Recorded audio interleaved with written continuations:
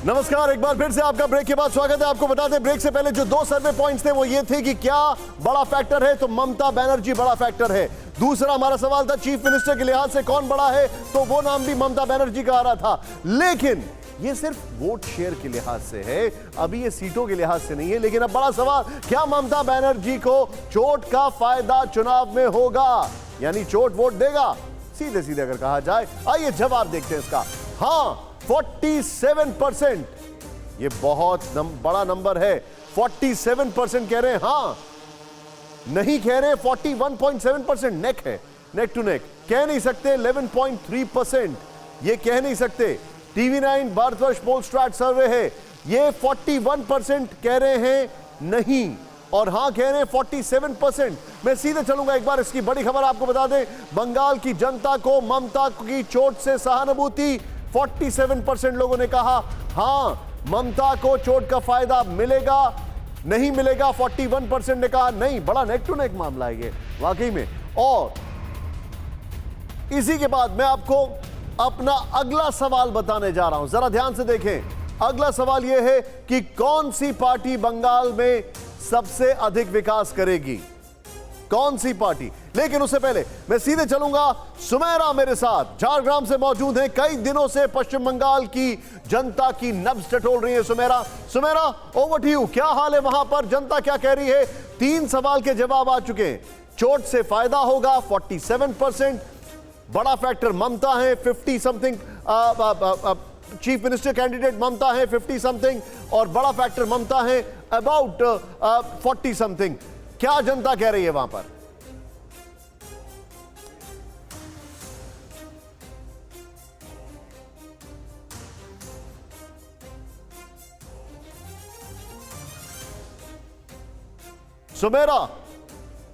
सुमेरा तक शायद मेरी आवाज नहीं जा पा रही है। मैं बहुत तेजी से आगे बढ़ूंगा, मेरे साथ यहां पर और भी मेहमान जुड़ चुके हुए, उनसे मैं बातचीत करूंगा।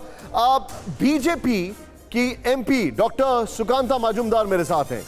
सर, मैं आपसे जानना चाहूंगा, संजय शर्मा मेरे साथ हैं, टीएमसी के स्पोक्स पर्सन, वो भी मेरे साथ हैं अभी इस वक्त। लेकिन प्रदीप सर, क्विकली, मैं जो ऑब्जर्व कर रहा हूं सर, उसमें एक बड़ा फैक्टर यह है कि बीजेपी को क्या इस बात का नुकसान नहीं हो रहा है कि उन्होंने कोई भी मुख्यमंत्री का चेहरा नहीं रखा है? पश्चिम बंगाल में घुस रहे हैं बिहार की जीत के बाद, बिहार में चेहरा था, क्या इसका नुकसान नहीं हो रहा है सर? स्टेट के चुनाव में अगर आपके पास मजबूत स्टेट लीडर है तो प्रोजेक्ट करने से फायदा होता है। अगर मजबूत स्टेट लीडर नहीं है और प्रोजेक्शन करते हैं किसी का, तो उसका नुकसान हो सकता है।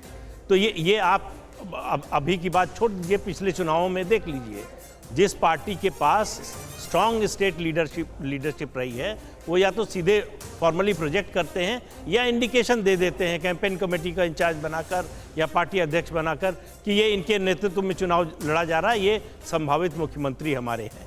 तो पब्लिक को पता होता है कि अगर चुनाव जीती ये पार्टी तो कौन मुख्यमंत्री होगा। लेकिन आप ये कह रहे हैं कि क्या चेहरे से ज्यादा बड़ी पार्टी हो जाती है, चेहरा फैक्टर नहीं होता सर? ये निर्भर कर, ज़्यादातर अगर जो कैडर बेस्ड पार्टी है, आप लेफ्ट की बात करें, आप बीजेपी की बात करें, वहाँ पार्टी बड़ी होती है। आप देखिए, कल्याण सिंह जैसा कद्दावर नेता पार्टी से निकला, 0 हो गए। तो जब कैडर आपका साथ छोड़ देता है। आपका पॉइंट इसलिए मैं मान सकता हूं क्योंकि यूपी में भी तो चुनाव जीते तो कोई चेहरा नहीं था बीजेपी की अगर बात की जाए, लेकिन महाराष्ट्र में भी नहीं था, हरियाणा में भी नहीं था, लेकिन बिहार में था। और अगर बात की जाए यहां की बंगाल में, तो ममता एक बहुत बड़ा फैक्टर है। सुमेरा, ओवर टू यू, जनता क्या कह रही है वहां पर? यही सवाल पूछ लेते हैं निशांत कि ममता बनर्जी कितना बड़ा फैक्टर है और क्या मोदी फैक्टर उस पर भारी पड़ेगा या नहीं? ममता बनर्जी कितना बड़ा फैक्टर है यहाँ पर और मोदी फैक्टर क्या उस पर भारी पड़ने वाला है? यहाँ पर ममता बनर्जी ही फैक्टर है, मोदी यहाँ कोई फैक्टर नहीं। आपके मुताबिक? ममता बनर्जी फैक्टर है।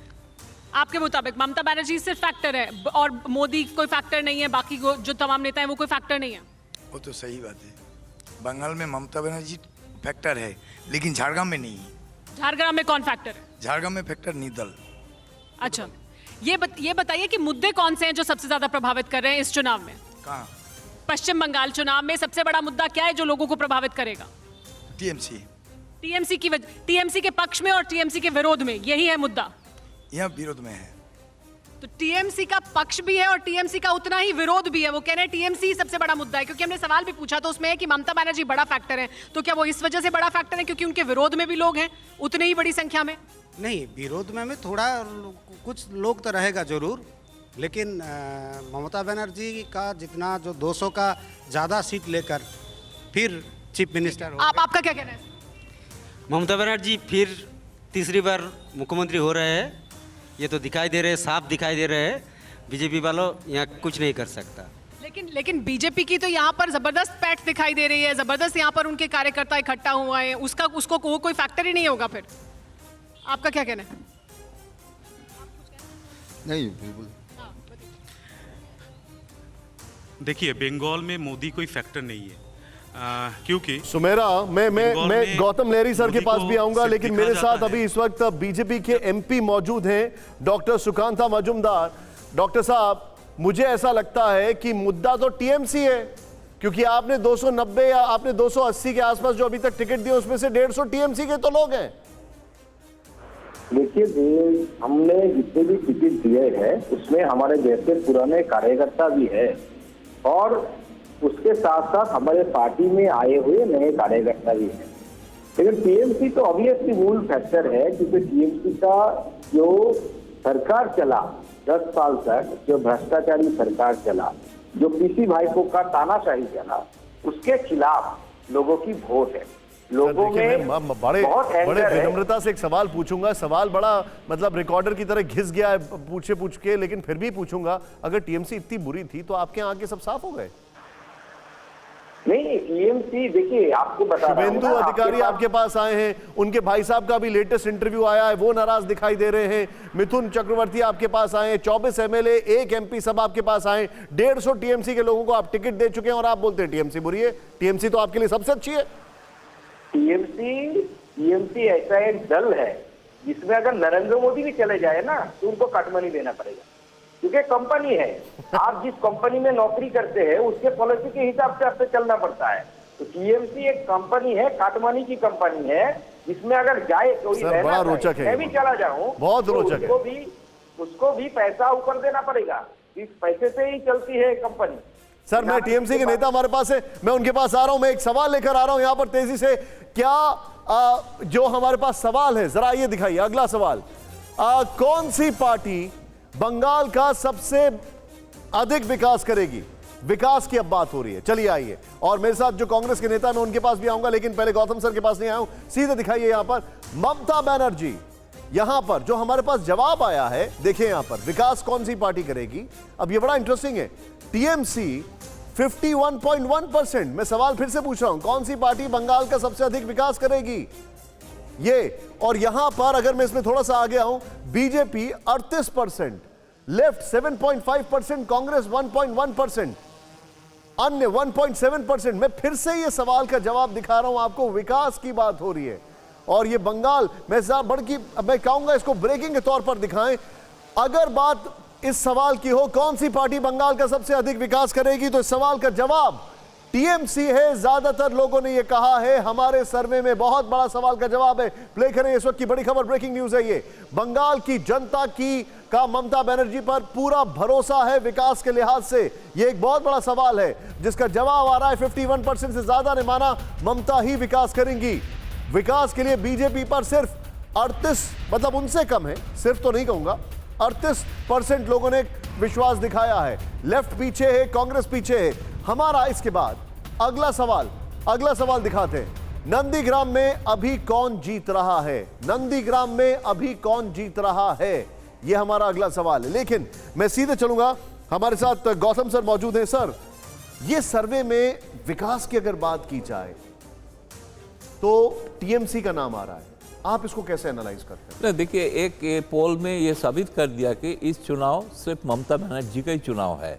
अब जो भी सवाल किया है, जिसमें लोगों का राय लिया है, सब में दिखाई दे रहा है कि टीएमसी ममता बनर्जी के बारे में जो मुख्यमंत्री प्रोजेक्शन हो, उनका कामकाज के ऊपर विकास अगर 51%, जिसके लिए प्रधानमंत्री जी कहे है, यहाँ पे विकास हुआ नहीं है। लेकिन विकास के लिए अगर टीएमसी है तो जो भी किया है सोशल सेक्टर के लिए कुछ काम किया है, बड़े उद्योग तो नहीं हुआ है, ये तो फैक्ट है। बड़े उद्योग, बड़े एम्प्लॉयमेंट तो नहीं हुआ है, लेकिन जो एमएसएमई सेक्टर उसमें कुछ काम हुआ है, जिसमें एम्प्लॉयमेंट हुआ है।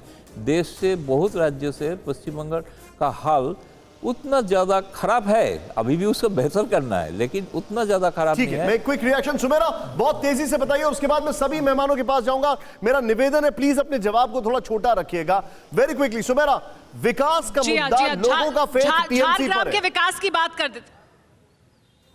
जी हाँ, विकास का मुद्दा और खासतौर पर झारग्राम में सबसे बड़ा मुद्दा है कि यहाँ पर विकास को लेकर सबसे ज्यादा सवाल उठते हैं। आपका क्या कहना है इस पर? क्या विकास हुआ है झारग्राम?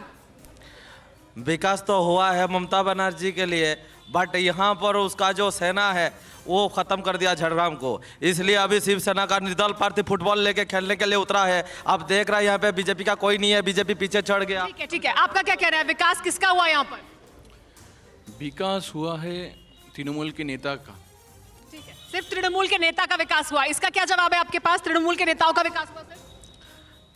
विकास तो हुआ है। आप अगर रोड में जाएंगे तो आपको डेवलपमेंट दिखेगा, आपको डेवलपमेंट दिखेगा।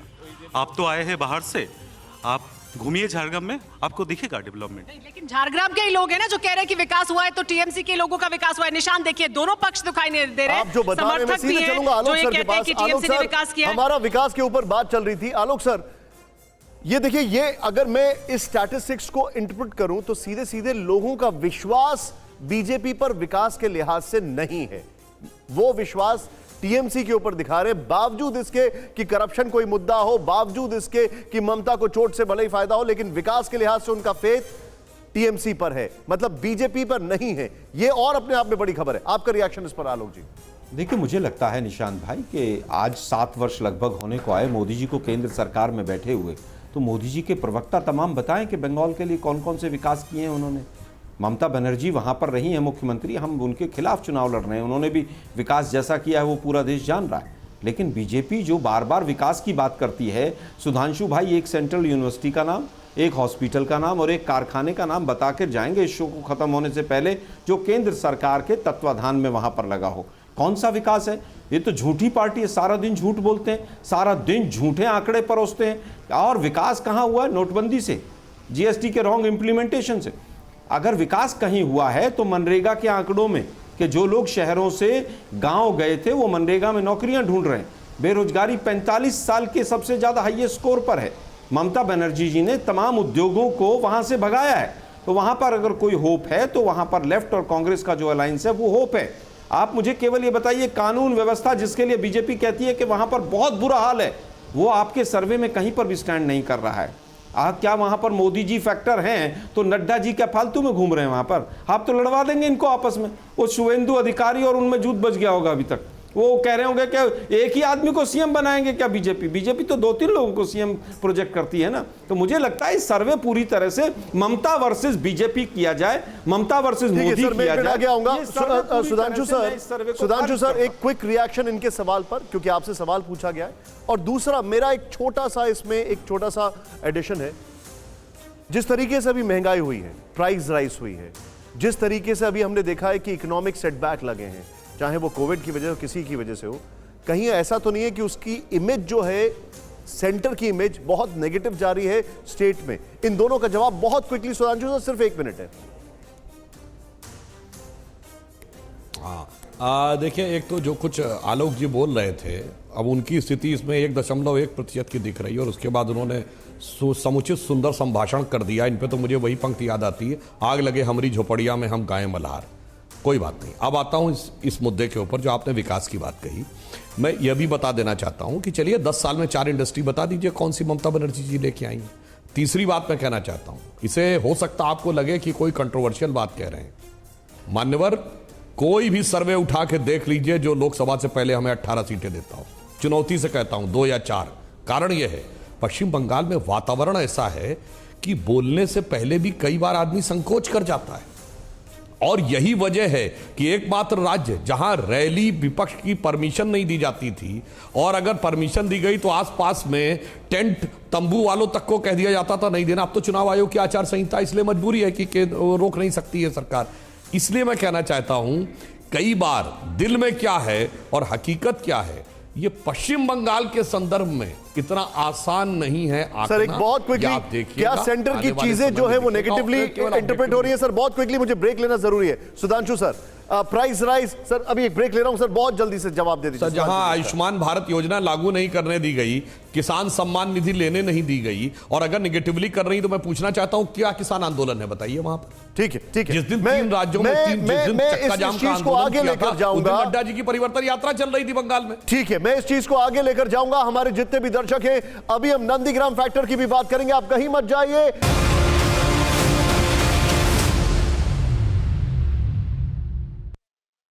न्यूज़ टॉप 9 रोज सुबह 7 बजे और शाम 7 बजे सिर्फ TV9 भारतवर्ष पर।